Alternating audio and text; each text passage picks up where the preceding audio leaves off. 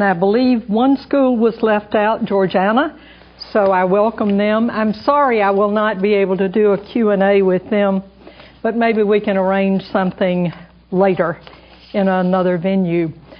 I'm a little spooked today.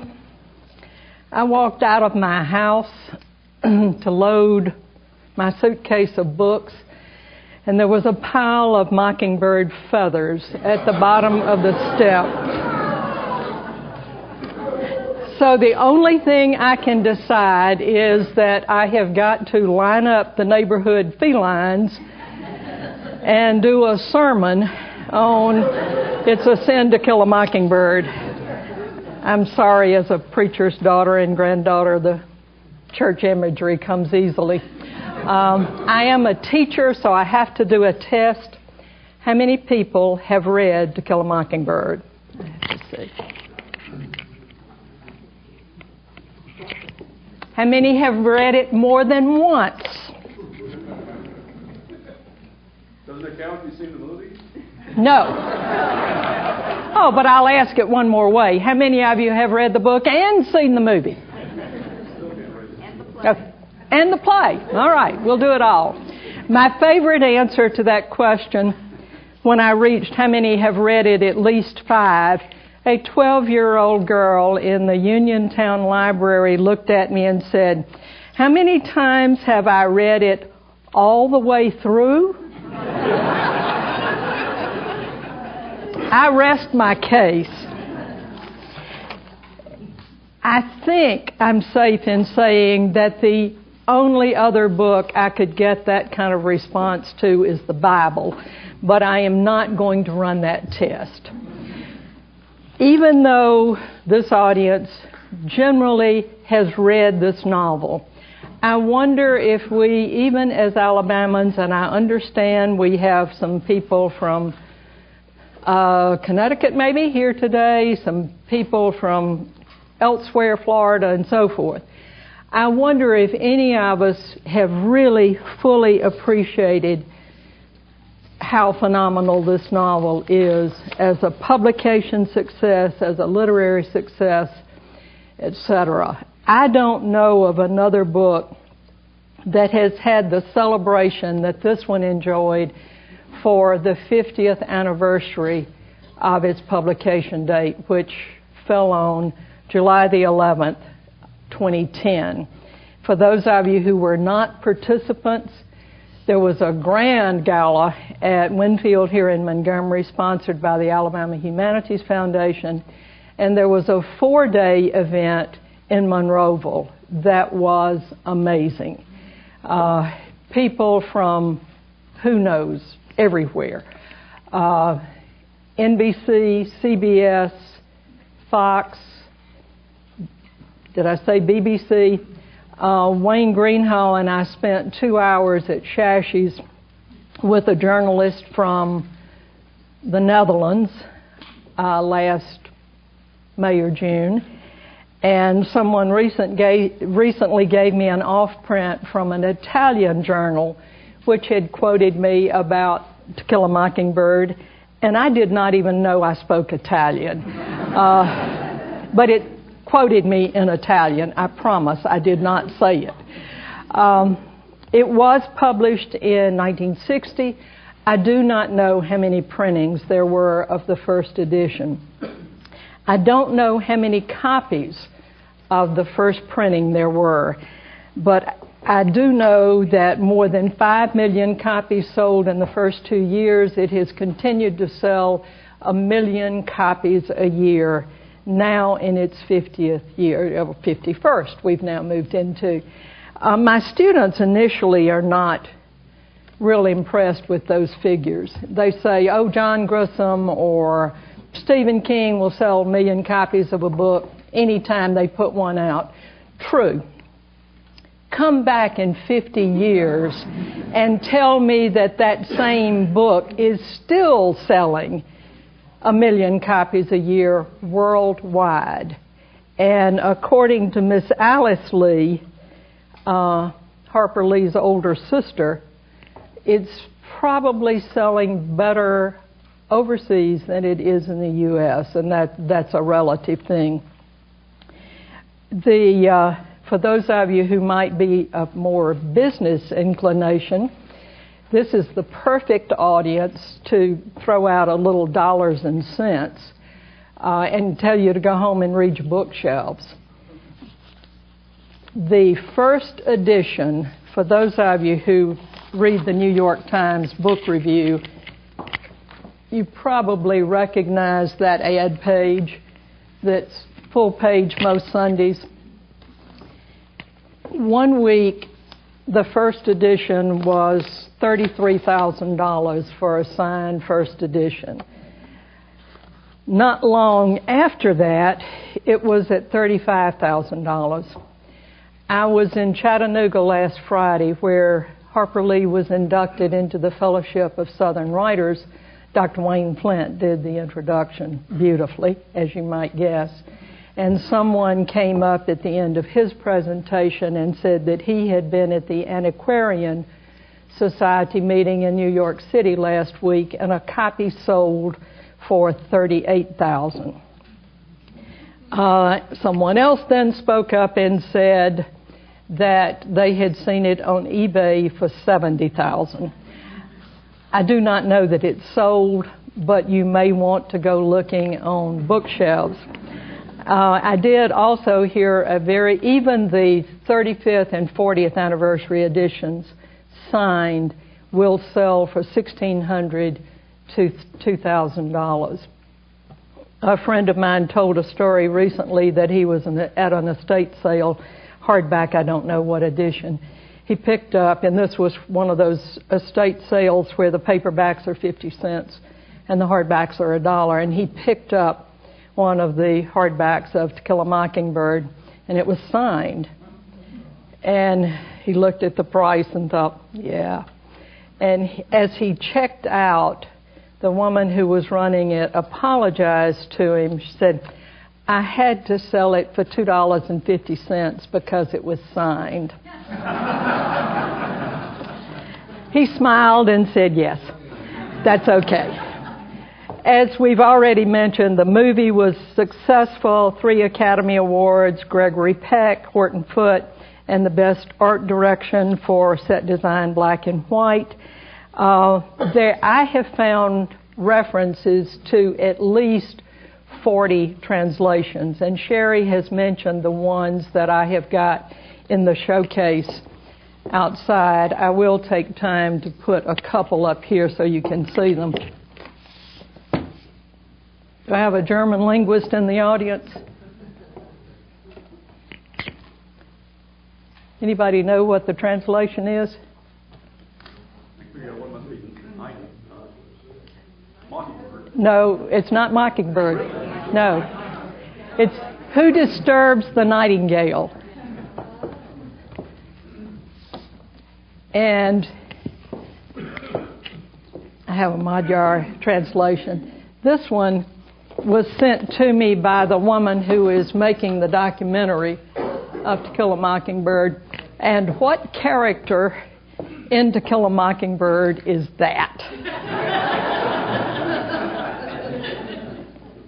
Wayne Flint owns a copy of that, and he thinks it's the Chinese version of Harper Lee.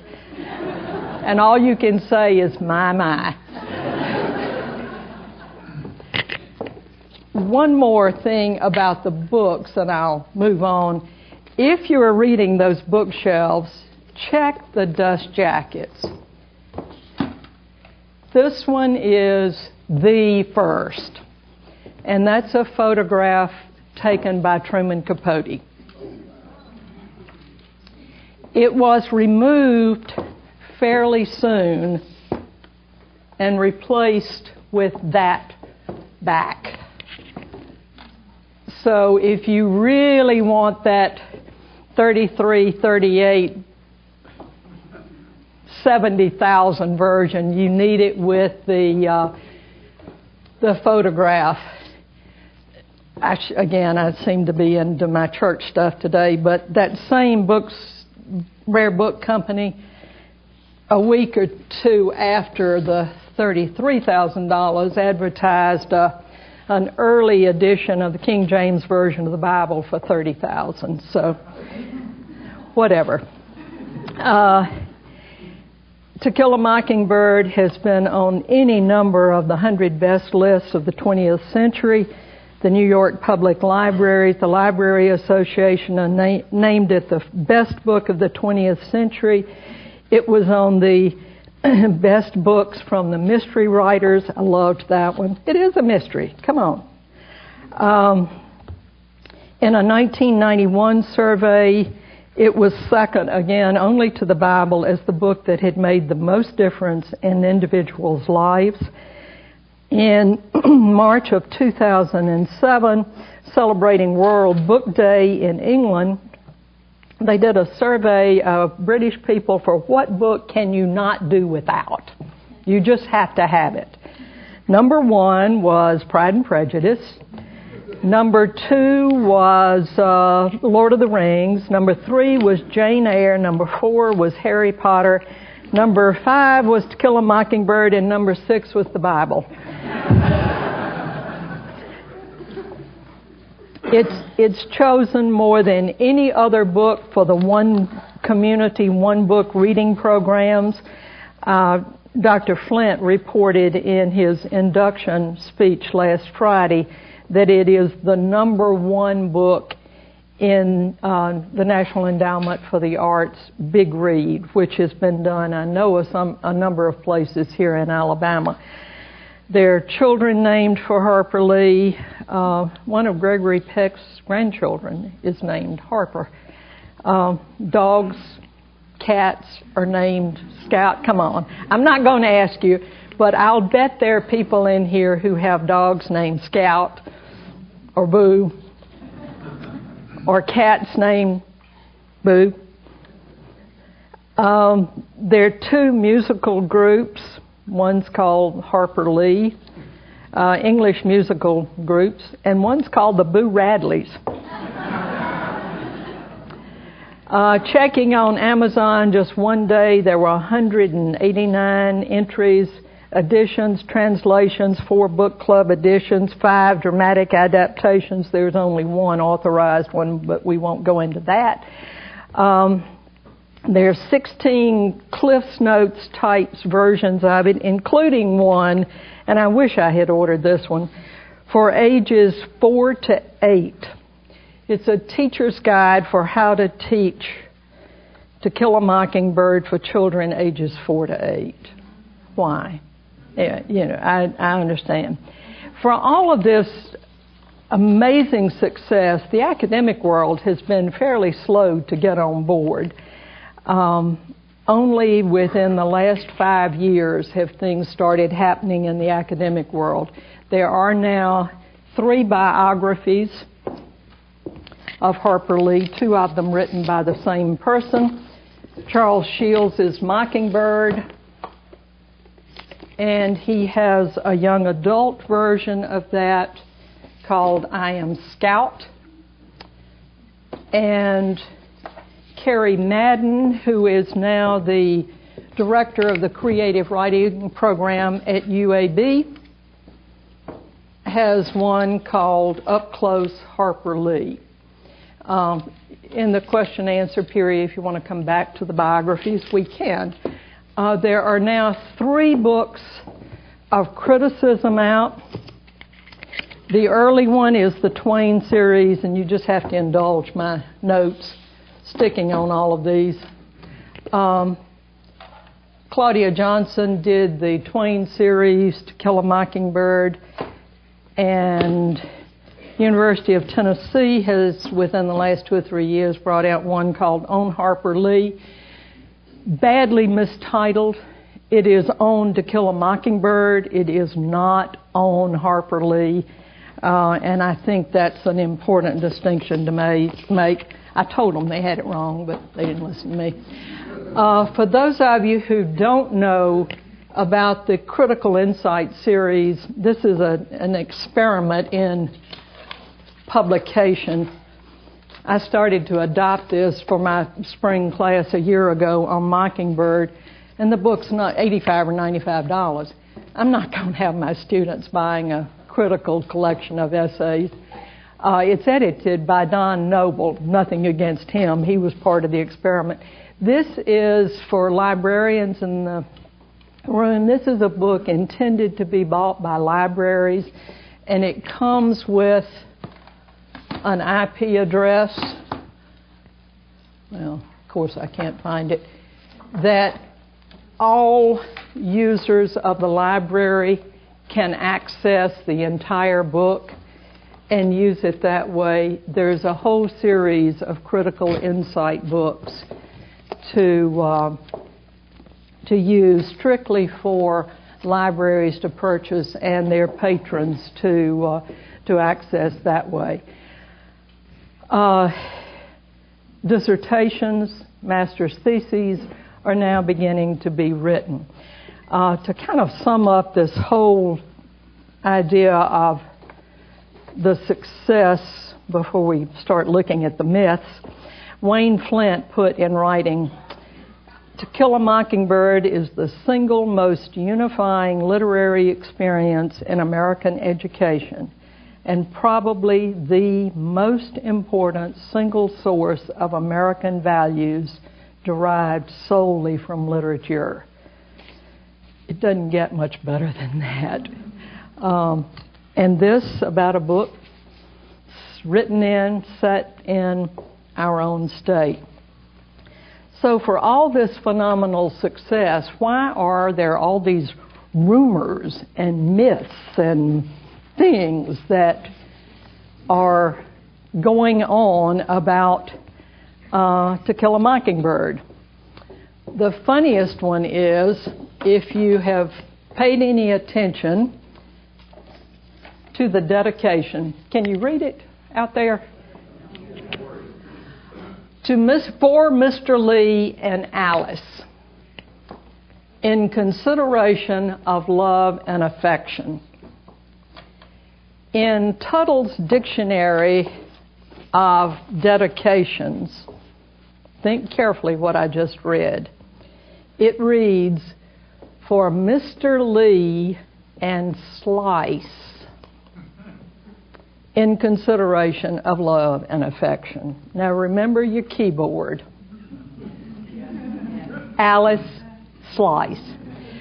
An editor not willing to just live with the typo had to add a comment.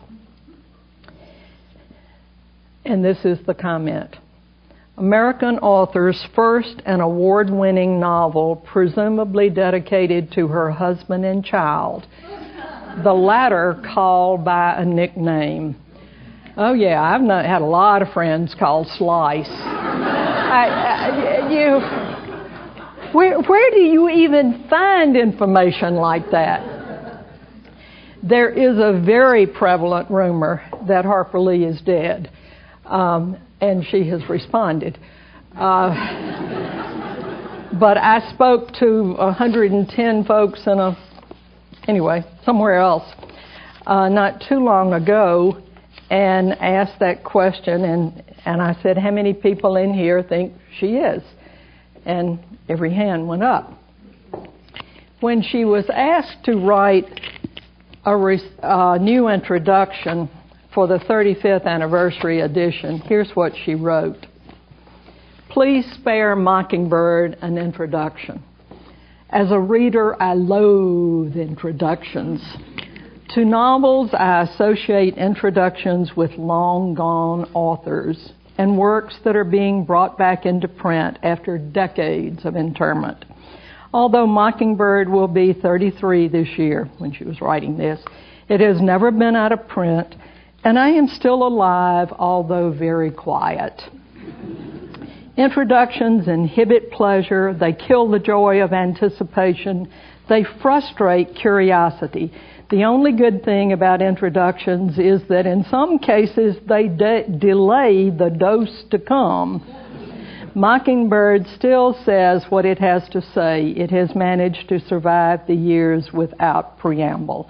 Harper Lee, 12 February 1993. So she refused to write an introduction, and they printed her refusal as the introduction, which is still printed in all of the editions.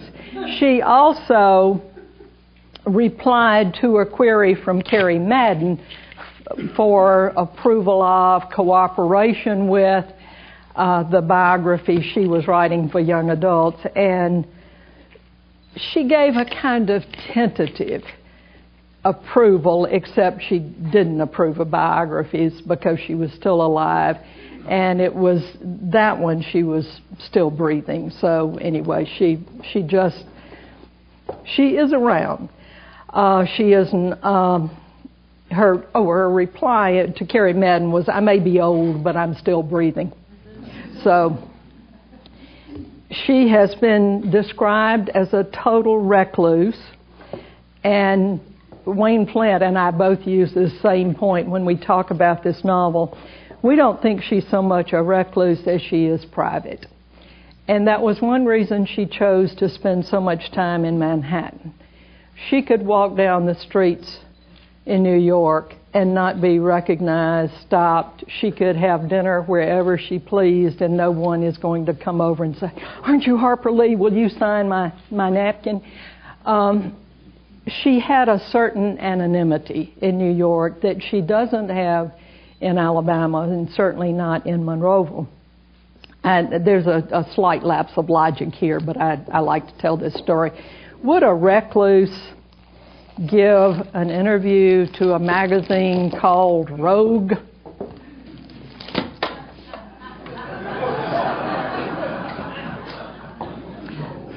Okay, I'm going to do another test. How many of you know Rogue magazine? Oh, come on. You can't tell me this entire audience has no one who's ever heard of Rogue magazine. The person who helped me find this book is in the audience today, and he may have a different version of this story, but the storyteller controls the story, and it's my day.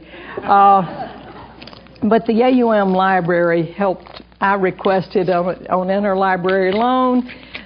They called me in and said that they couldn't get it, but that they found a used copy of it.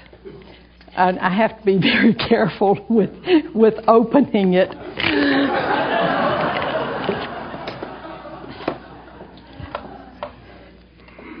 Can you see that? I mean, this is a recluse. I mean, who knows whether she knew that that's where this interview was going. But I have seen her out. She has been in my audience more than once.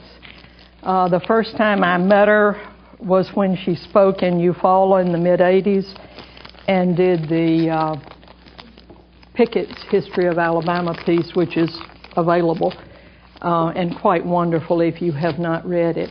I don't think she is a recluse. I just think she's private and chooses when and where she goes.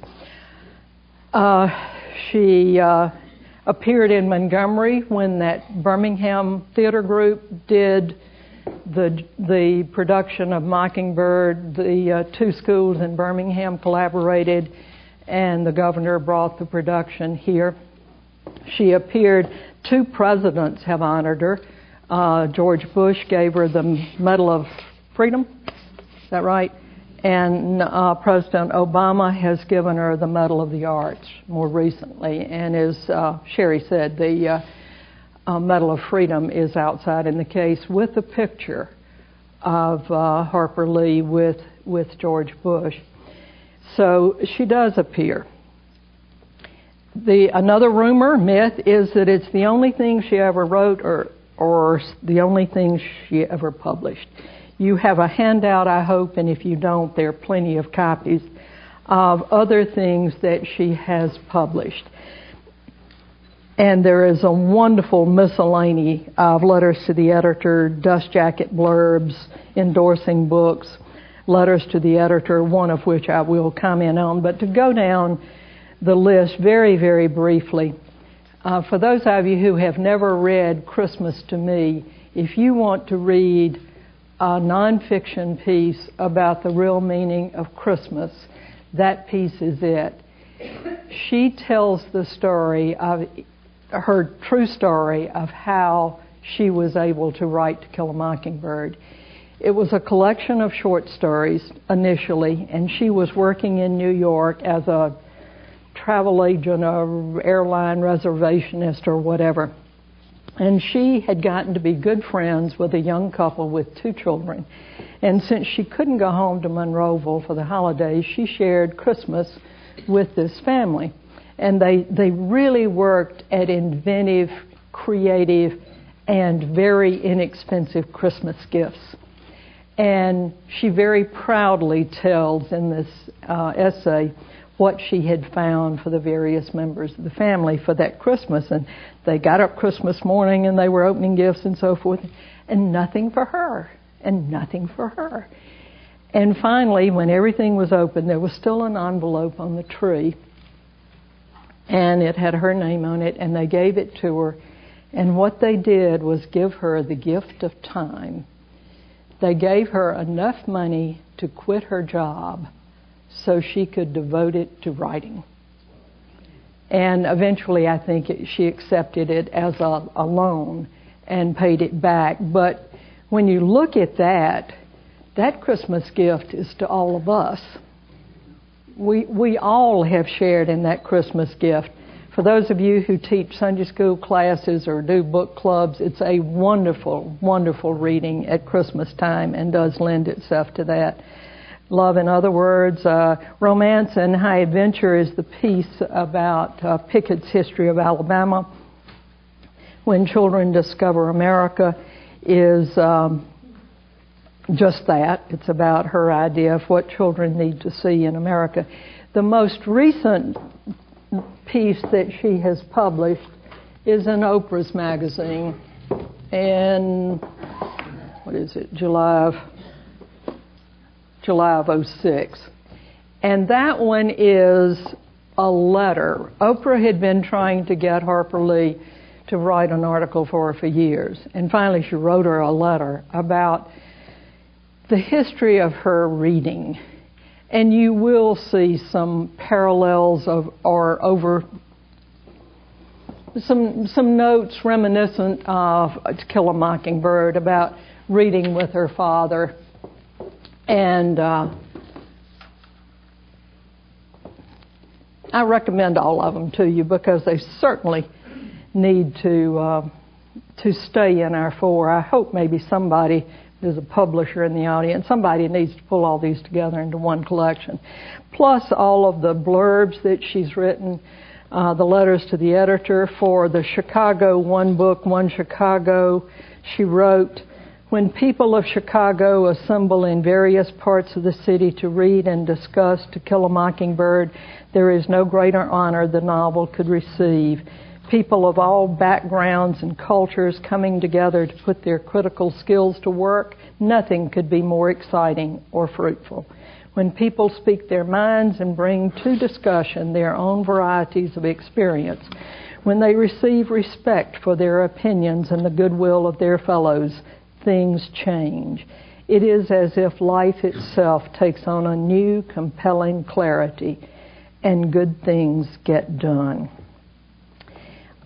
One famous letter to the editor, in 1966, Hanover, Virginia County Board of Education banned To Kill a Mockingbird for immoral subject matter.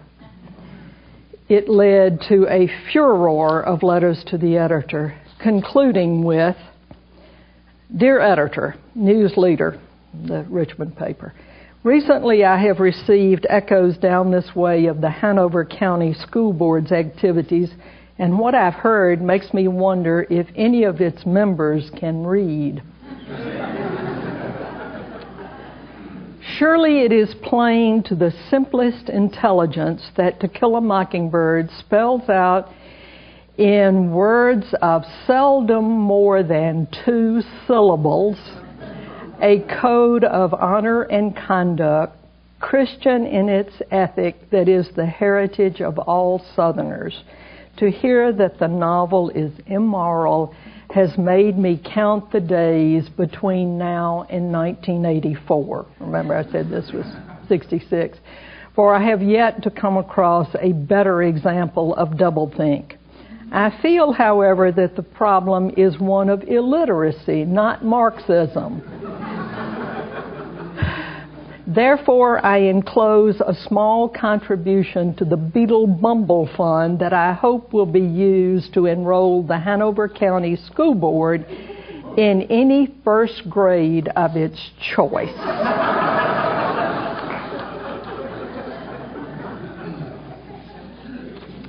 If nothing else, I've proved that the woman has a sense of humor. Probably the biggest and most persistent rumor is, of course, that she did not write To Kill a Mockingbird, that Truman Capote did. My best critical term that I can think of for that is hooey. Most of this audience, and I'd love to talk with the students about this in more detail, but most of this audience can remember Truman Capote. Do you really think Truman Capote could have stayed quiet if this were his book? And think of the level of conspiracy that would have to be involved. How many people would have to keep quiet? The editors, the publishers, agents, so forth and so on.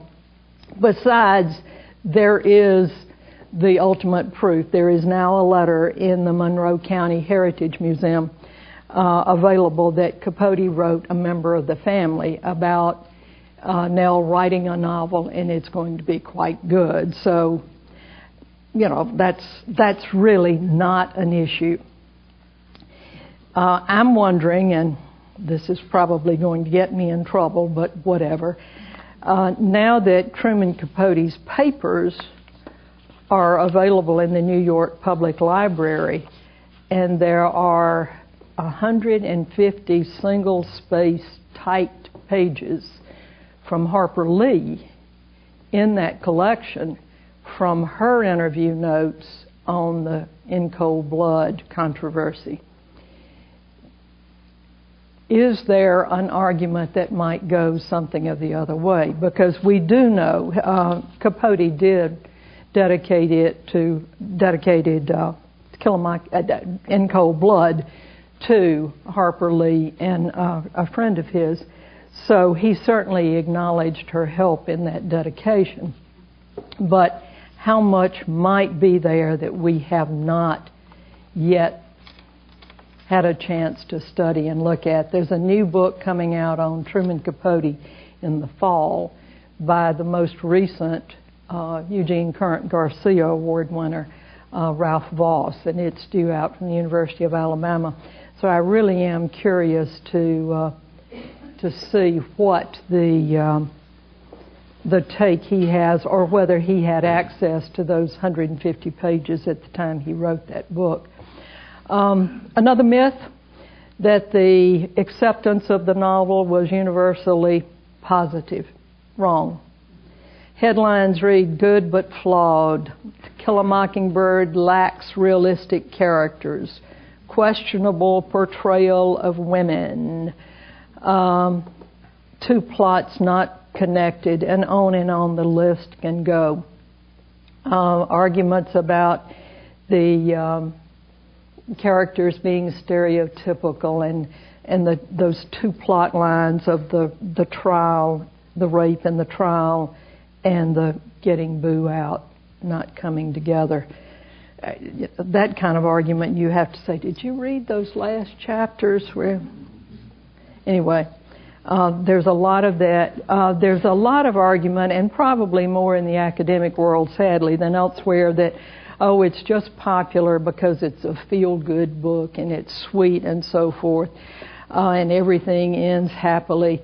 Let's see, dysfunctional, abusive families, abandoned children, conviction and death of an innocent man, a man confined in his home, brutal attack on two children with the intent to kill them to get even with the father, a lynch mob granted unsuccessful, bigotry, racism, hypocrisy. Does it really end happily when you really think about it? But there are an incredible number of strengths, and I don't want to get too far into those. without having a chance to get into some questions and answers. It is a novel that has made a difference. All of those statistics that I gave you early on, it effectively incorporates lessons about right and wrong without preaching, in my terms of preaching. There are engaging characters. I can't tell you in the last 3 months how many people have said to me, I was Scout growing up. That was my life. She wrote about my life. It is a sensitive observation about people, classes, races, education, but I personally prefer Harper Lee's description of the novel. She says that it's a record of a life in a small town that is passing, and she wanted to preserve it, but more specifically, that it's a love story. Her words, love story, pure and simple. It's about love of the South, love of small towns, a father's love for his children, their love for him, and it's a view of the South that is not the plantation world of Gone with the Wind, or the other end of that spectrum, Tobacco Road. So it is what she considers the real view of the South that she knew, with all of its complexities and with all of its richness and with all of its goodness and with all of its ills as well. I don't think these will show up. I wanted to take 1 minute to show you the anniversary cake, and then we'll go to questions. Can you see it?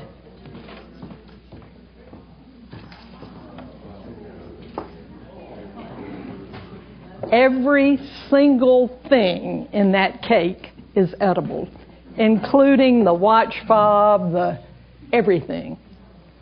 And the cake stood, I've got a picture of it with some people, but it stood about yay tall on a table and was sliced. It was really quite wonderful. And the Mockingbird on top of it, I think they took to Harper Lee. What did you say it was made out of? The top layer, which cuts off right there, is Rice Krispie treats iced, and that layer was sliced for the children. And then once you got into the layer where the hole is, it was cake and gooey icing. I mean gooey icing. It was designed and made by a woman in Mobile who brought it up in a van. So you may want to come look at those more closely afterwards. Okay, let's do some questions. I have just covered a little of everything. Yes? Just 1 moment. Before you ask your first question, we have 2 microphones. We need to give you a microphone before you ask the question. Speak directly into the microphone so that the attendees in the second room and the students can hear your question. Thank you. Did they have book tours 50 years ago, and if so, did she go on one? She did some speaking, but that interview is Rogue Magazine, part of the media events that were involved. I don't know that there were literally the tours that authors talk about are so exhausting, because she did a number of interviews, and there are a number of interviews available online that you will find some wonderfully candid discussions. And the interview in Rogue, there are 2 different ink drawings of her there. It's really a very good, for all my laughter about the magazine, it's a very good interview. I think back to some things I said earlier about her being a private person. I think she's also incredibly shy. The day I met her, when we were doing the program in Eufaula where she did Pickett's history and I did Lella Warren, of course,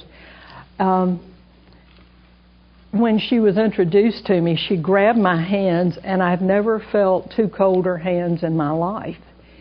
And she said, "Are you as terrified as I am?" And I'm thinking, I'm the warm-up act for Harper Lee. And this is the only presentation she has done in the last, 20-something years. And she's nervous.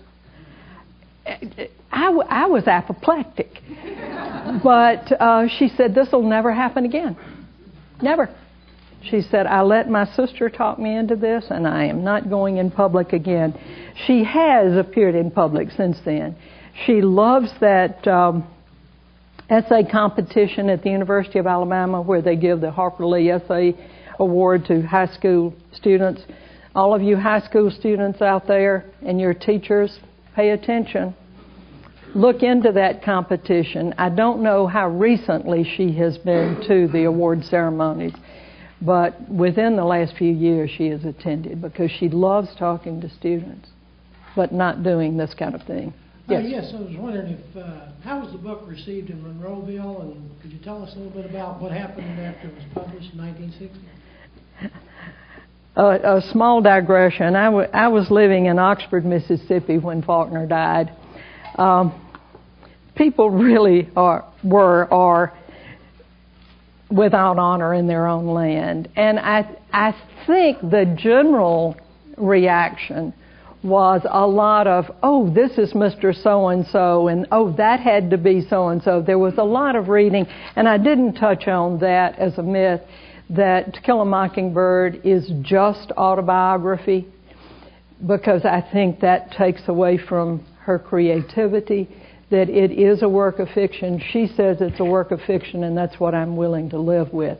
But there was a lot of, as any writer's hometown, there's a lot of identifying the people on whom characters are based, or, "Oh, that location had to be so-and-so," or similar things.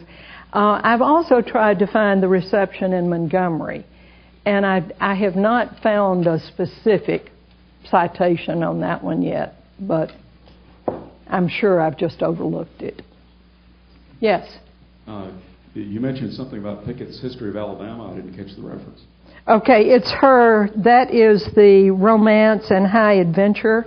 She has a critical essay written about what an amazing history that is and how lively the writing is. And as I remember, there's some comments about historians don't do that lively writing anymore. So I think she gets in a few asides in that particular point. But this is the paper she delivered in Eufaula, and it was then collected in Jerry Brown's Clearings in the Thicket, and it is now available online. That's the title of her article. That's the title of her article, Romance and High Adventure. You mentioned the slowness of college academics to focus on To Kill a Mockingbird, and maybe the little scholarship that's been done so far, and perhaps maybe even it's not being assigned in a lot of college courses. Does that have anything to do with how it's almost universally taught in American high schools and beloved? So it's the formative experience for a high school student. And at your perspective as a college professor, is there a reluctance to assign a book like that? I teach it every time I teach an American Lit survey, and rarely do I find a majority of class has read it, and that continues to surprise me. My argument against my colleagues who will not teach a book that's taught in high school is that even if we're dealing with traditional students, that 3 or 4 or 5 years between readings can make an amazing difference in how they look at it. An awful lot of my colleagues, when they found out I was teaching, not just AUM colleagues, but friends in the world, said, "You're teaching a course devoted to Kill a Mockingbird?" And I said, "Yeah, I am." I did all three biographies. I did the works of criticism, all 3 of them. and all of her writings as well. And the people who commented to me that, but it's just a popular novel. And I think they've missed it. I really think they have not given it its due. I'm thinking they haven't read it since they were 16, and they really need to give it second thought. Or they only saw the movie, which is good. This is one of those cases. Larry McMurtry says you can't make a great novel out of a great movie out of a great novel, and you can make a great movie out of a mediocre novel. And he used his own Last Picture Show as the example of that. I think this one is one of those exceptions to that rule, that it made an equally great movie without major changes. Of course, it's simplified, but it's still good, and it holds up. My class watched it together, and we had to cancel class when it was over. We had all seen it before, but there was something about having spent the previous month talking about the novel, and we watched the movie together, and nobody could talk. We canceled class and gathered again the next week. For those of you who don't know, the DVD of the Golden Legacy edition has a wonderful documentary as part of the DVD or 2 DVD collection called Fearful Symmetry. And it's interviews with the producers, directors, some of the actors, Horton Foote, about the making, and little things. Gregory Peck, as I remember, is in there. It really is a very fine insight into the making of the movie and how it came to be as good as it is. Yes, my question is that Harper Lee's father was born in Georgiana, Alabama. Could you tell me how long he lived there? It states that in that bio you just held up, called Mockingbird. It's in there, and I don't remember how many years it was, but I want to. It did state in the bio, and I just wondered. I have heard some comments about as a young man he moved or relocated, but I don't know that for a fact. I think there's still an awful lot of work about biographical things to do. Charles Shields did an amazing amount of research. I'm sorry he doesn't like Harper Lee. And I'm serious. He said it to my face. So I'm not talking out of school there. I believe the exact quote was, "The meanest woman on the face of the earth, who has a whole town terrorized." We know that's okay, he's a good writer. Well, he and I did not do very well together. I told him this was a subject we were going to have to agree to avoid, and he said, "Why?" And I said, "Because there's a major difference between the two of us. I've met her, count her among my friends, and you've never met her." So we agreed not to talk the rest of the weekend, and we didn't. I'm sorry, he did an amazing amount of research. And I've got the author's advanced reader's copy of that biography, and I asked him point blank why the ending was changed. The ending of the edition before it was published was devoted to Kill a Mockingbird as the iconic novel of the lesbian movement. That has all been cut from the published edition, as well as her New York address was cut. We have time for one more question. And I'll be happy to stay afterwards. Even though it's fiction, do you believe that the character of Dill is based on Truman Capote and that Jim was based on Jennings Falk Carter? I think that has been fairly generally accepted, and she's even commented on the fact that obviously childhood experiences. I don't doubt that Macomb is Monroeville. I'm just not willing to go as a reporter quoted me as saying. I said all this brilliant analytical stuff, and the only thing he quoted me as saying was, "I won't go there." And I won't go there to make it an autobiography. But she certainly used childhood memories, childhood experiences, and I don't think any of that has ever been denied specifically. But she does say point blank, it's a novel.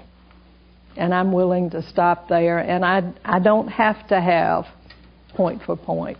I'm willing to accept love story, pure and simple. Thank you, Ms. Anderson. And if you would like to talk with her, she will be here for a few minutes. And students, keep reading.